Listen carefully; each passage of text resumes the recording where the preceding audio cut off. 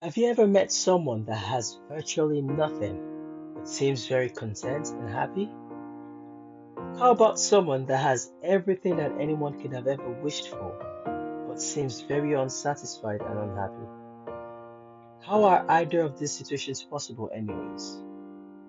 I guess the answer is that one's life isn't valued by the abundance of possessions they have. In this week's lesson, we discussed covetousness, which is an excessive desire for something that belongs to another.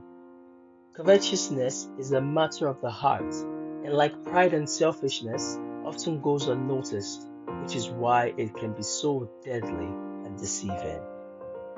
And what's even sadder, covetousness leads to idolatry. It distracts the mind from the worship of God and puts the thing you desire in His place because you tend to want the thing so badly that your desire for it becomes the focus of your heart. Lucifer, despite being honored above the heavenly host, coveted homage that was only due to God, and there was sin. Achan and Judas are also examples of how destructive covetousness can be. It blinds the eyes to risk and causes a person to throw caution to the wind in their bid to achieve their desire.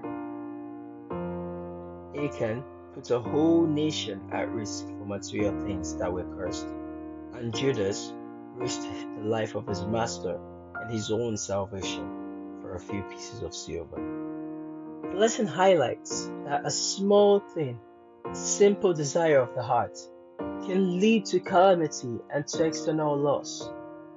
You may want to ask yourself, what am I carrying in my heart that seems so small and inoffensive, but can restrain me from full surrender to Christ?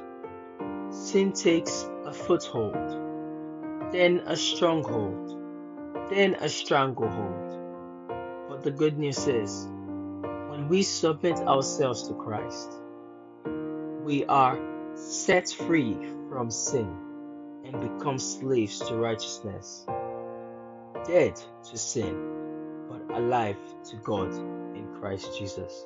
The cure to covetousness is surrendering our whole lives to Christ and trusting in the process that if we do seek first His kingdom and His righteousness, He will add all other things unto us.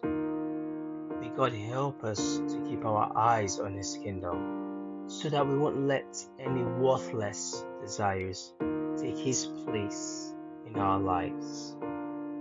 Thank you for joining our Sabbath School Doodle this week, and we hope to see you next week.